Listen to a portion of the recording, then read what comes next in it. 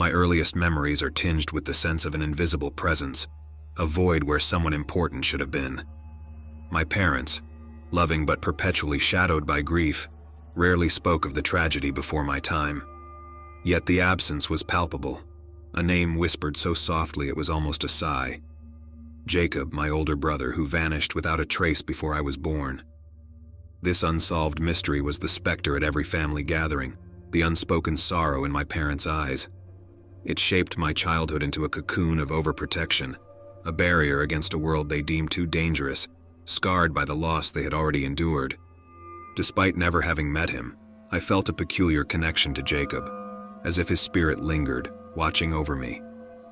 It was more than the photographs that adorned our mantel, showing a boy with a mischievous glint in his eye, the promise of adventures never had. Sometimes I'd catch my mother lost in thought, gazing at these pictures, her eyes brimming with unshed tears, or my father, his voice breaking when he accidentally uttered Jacob's name. The mystery of my brother's disappearance became a silent obsession of mine, a puzzle I felt compelled to solve. As I grew, this connection deepened, manifesting in ways that I couldn't explain. I knew things about Jacob that had never been told to me. His favorite color, the lullaby our mother sang to him, even his laughter echoing in my dreams. These weren't just the musings of a lonely child, they were vivid, real experiences. It was as if Jacob was reaching out from wherever he was, trying to communicate with me, to share his story. The absence of any tangible evidence of Jacob's existence outside our home added to the enigma. There were no police reports to be found, no newspaper clippings about a missing child, no community search parties. It was as though he had been erased from the world, except within the walls of our house. This lack of closure, the open-ended question of his fate, cast a long shadow over our lives. My parents' explanation, that he had been taken from us by some unknown malevolence, felt incomplete, a narrative pieced together to offer some solace in the face of the unknowable. Driven by an insatiable curiosity and a deep-seated need to connect with the brother I never knew, I began to look for signs, for anything that might lead me to discover what really happened to Jacob. It was a journey that would take me to the darkest corners of our family home and beyond, into the depths of secrets long buried. Little did I know, this quest would not only uncover the truth about Jacob, but also reveal the strength of the bond that tied us together, transcending time, absence, and the veil between life and death. As I navigated the complexities of growing up shadowed by Jacob's absence, the line between the ordinary and the inexplicable began to blur. The house, with its creaking floorboards and whispering walls, seemed to breathe with a life of its own. These unexplained occurrences, dismissed by my parents as the product of an overactive imagination, were my secret communion with Jacob. Nighttime brought its own mysteries. My room, a small sanctuary under the eaves of our old family home, often felt crowded, as if someone else was there with me. I would wake in the small hours to the sensation of being watched, a weight at the end of my bed, or the faintest touch like a hand brushing against my cheek. It was comforting, not frightening, a silent reassurance that I wasn't alone. The toys in my room, remnants of childhood innocence, moved with a mind of their own. A car would roll across the floor without a push, a stuffed animal found in places I hadn't left them. Once, a music box my grandmother had given me, which never worked despite my many attempts to fix it, began to play softly in the dead of night. Its melancholy tune filled the room, a lullaby for an unseen audience. Whispers filled the air, voices just below the threshold of understanding. Sometimes, amidst the indistinct murmurs, my name would emerge, clear and distinct, spoken with an urgency that left me breathless. It was a voice I recognized but had never heard, one that filled me with an inexplicable longing and a sense of impending discovery. These experiences intensified as I grew older, becoming more frequent and harder to ignore. I began to document them, jotting down each occurrence in a journal, trying to find patterns or messages. I couldn't shake the feeling that Jacob was trying to communicate with me, to lead me towards a truth that had been hidden away. The backyard, an overgrown jungle of childhood adventures, became a place of peculiar encounters. I would find objects buried in the dirt, an old toy car, a baseball, items that belonged to a boy who had vanished years before I was born. It was as if these tokens were breadcrumbs, left for me to follow. My parents watched my growing obsession with concern, urging me to let go of what they considered unhealthy fixations. But how could I explain to them that it was Jacob guiding me? That the brother I had never met was reaching across the divide, desperate to be heard? These unexplained occurrences were not just figments of my imagination. They were signposts, leading me down a path that would ultimately reveal the truth about my family, about Jacob, and about the unbreakable bond that death could not sever. The house, with all its secrets and shadows, was not just a structure of wood and stone. It was a repository of hidden truths, and Jacob was the key. The mysteries surrounding Jacob's presence in our home compelled me to seek answers beyond the whispered secrets and hidden shadows. My journey for the truth became an odyssey that took me into the heart of our family's labyrinthine history, pushing boundaries and uncovering secrets that had been meticulously buried. The house, with its musty attics and shadowed corners, held the keys to understanding Jacob's fate, and I was determined to unlock them. My investigations began innocently enough, with explorations into the physical spaces of our home. The attic, a dusty time capsule filled with generations of forgotten belongings, offered the first tantalizing clues. Amidst the cobwebs and old trunks, I discovered Jacob's belongings, small treasures that had been his in life. Comic books with dog-eared pages, action figures, and a baseball glove well worn from use. Each item felt like a direct connection to him, tangible links to the brother I had never known. The basement, with its dim light and musty smell, was another trove of hidden information. I found old family albums tucked away in a neglected cabinet. Flipping through the pages, I saw pictures of Jacob, his smile frozen in time. But it was the notes scribbled in the margins, the dates, and vague references to his last day that caught my attention. They were cryptic, hinting at something more than just a simple disappearance. Encouraged by these discoveries, I turned my attention to the more personal areas of our home. My parents' bedroom, usually off-limits, became my next target. It was there, hidden in the back of a drawer beneath layers of old clothing, that I found a collection of letters and diaries. These writings, raw with emotion, detailed the days leading up to and following Jacob's disappearance. They spoke of arguments, of strange occurrences, and of a fear that something within the house was amiss. My parents had known more than they let on, their words betraying a deep-seated guilt and confusion about what had happened. But it was the anomaly of my closet that ultimately drew my obsession to a focal point. The wall, hollow to the touch, seemed an aberration in the otherwise solid structure of our home. Armed with a hammer and a makeshift chisel, I began the painstaking process of chipping away at the plaster, driven by a mix of fear and determination. Each strike of the hammer echoed like a heartbeat, a rhythmic reminder of the secret I was about to unearth. The work was exhausting, both physically and emotionally. Dust and debris filled the air, a tangible cloud of the past being disturbed. And then, after hours of labor, I broke through to an empty space behind the wall.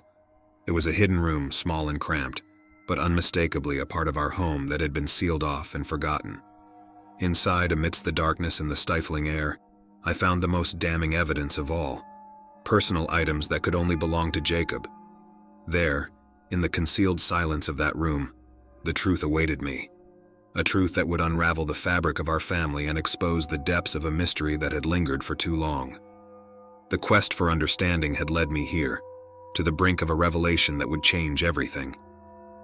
Jacob's voice, silent for so long, was about to be heard, and with it, the story of what truly happened to him. My heart raced as I realized the magnitude of what I was about to uncover. This was more than just a search for answers. It was a journey towards uncovering a hidden past, one that had been carefully concealed within the walls of our family home. The hidden room behind the closet wall was a revelation that shook the very foundation of my existence. As my eyes adjusted to the dim light filtering through the small hole I had created, the reality of what lay before me became painfully clear. The air was thick with dust and a sense of stagnant time, as if this space had been sealed off from the world, forgotten by all but those who had conspired to hide it. The room was small, barely more than a closet itself, but within its confines were the scattered remnants of a life interrupted. Among the detritus, I found a small faded backpack, its contents spilled across the floor, a few action figures, a notebook filled with childlike drawings, and a school ID card with Jacob's smiling face. These items, so ordinary yet so heartbreakingly poignant, were tangible echoes of my brother's existence. As I sifted through the relics of Jacob's life, the weight of my family's secret bore down on me. How could such a space exist here, in our home, without my knowledge? The walls of the hidden room seemed to press in on me, the silence punctuated by the sound of my own ragged breathing and the distant, unheeded cries of a child who had once called out for help. It was then, in the shadowed corner of the room, that I discovered the ultimate truth of Jacob's fate. Partially buried beneath a pile of forgotten belongings was a small, makeshift bed, and upon it, the unmistakable outline of human remains. The skeletal form, small and fragile, was clad in the remnants of clothing that had long since succumbed to the ravages of time. A chill ran through me as I realized I was staring at the last resting place of my brother. The discovery was a physical blow, a vortex of horror, grief, and disbelief swirling within me. My hands trembled as I reached out to touch the fabric of what had once been Jacob's shirt, half expecting this nightmare to dissolve at the slightest contact. But the harsh reality remained unyielding under my fingertips, anchoring me to a moment of profound sorrow. Questions flooded my mind as I knelt there, alone with the remains of a brother I had never known, but had always felt a deep connection to. How had Jacob ended up here, hidden within the very walls of our family home? What series of events had led to his solitary confinement in this forgotten space? And most importantly, who was responsible for this unspeakable act? The answers to these questions would come later, with the arrival of the police and the unraveling of a story too horrific for words. My parents, once the pillars of my world, were taken into custody, their faces a mask of shock and despair as the evidence of their unthinkable crime was laid bare. The community, our friends, and even distant relatives struggled to comprehend the darkness that had festered within our seemingly normal family. In the aftermath of the discovery, my life was irrevocably altered. The home I had known, filled with the laughter and tears of childhood, was now a crime scene, a place of mourning and loss. I was whisked away to live with an aunt I barely knew, leaving behind the only life I had ever known. Yet amidst the chaos and heartbreak, there was a sense of closure. Jacob, missing for so long, had been found.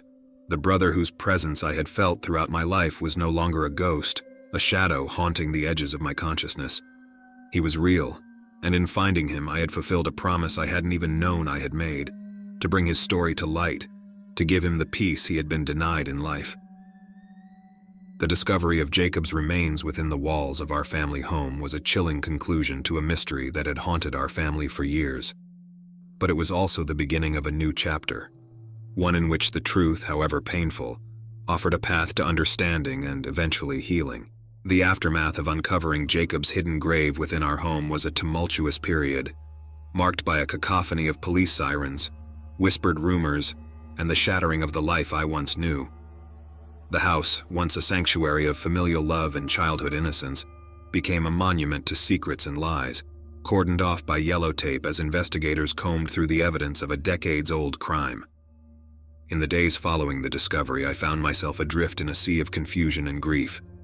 My parents, the architects of my existence, and the central figures in my universe, were now figures of suspicion, their actions under scrutiny as the evidence against them mounted.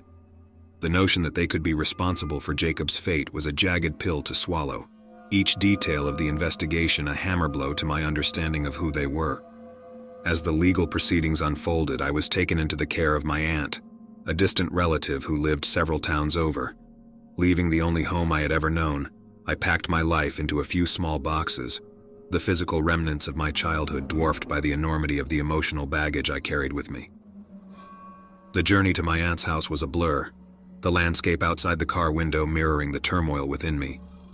Arriving at my new home, I was greeted with kindness and a gentle understanding of the upheaval I had endured. My aunt, a soft-spoken woman with sad eyes, opened her home and heart to me, providing a haven in which to heal. Yet amidst the warmth of her welcome, I couldn't shake the feeling of being untethered, of belonging nowhere. The most profound moment of farewell, however, came not from the people I left behind, but from Jacob himself. On the day I departed from my childhood home for the last time, I felt an overwhelming urge to glance back at the window of my old bedroom. There, in a moment that straddled the realms of reality and the supernatural, I saw him. Jacob, no longer just a presence felt but a figure seen, stood at the window, his silhouette bathed in the soft light of the setting sun. He waved, a simple gesture that transcended the barrier of death, a silent goodbye that spoke volumes. In that instant, I understood that Jacob's spirit was finally at peace, his story told, his existence acknowledged. This spectral farewell marked the end of one chapter and the beginning of another. In my new life with my aunt, I grappled with the duality of my existence, caught between the need to remember and the necessity to move forward. The shadow of Jacob's tragedy lingered, a constant reminder of the fragility of life and the depths of darkness that can reside within those we love. As I navigated this new existence, I found solace in writing, pouring my thoughts and feelings onto paper as a way to process the unimaginable events I had lived through. These writings, a mix of memoir and catharsis, became a testament to Jacob's memory, a way to ensure that his life, however brief and tragic, was not forgotten. The journey from the darkness of that discovery to the light of understanding and acceptance was long and fraught with emotional landmines, yet it was also a journey of growth, of learning to find strength in vulnerability and peace in the midst of turmoil. Jacob's spirit, once a guiding presence in my search for the truth, became a beacon of resilience, reminding me that even in the face of unimaginable loss, it is possible to find a way forward. In the end, the farewell to my brother and the life I once knew was not an ending, but a beginning. It was the first step on a path towards healing, towards building a new life on the foundation of the past.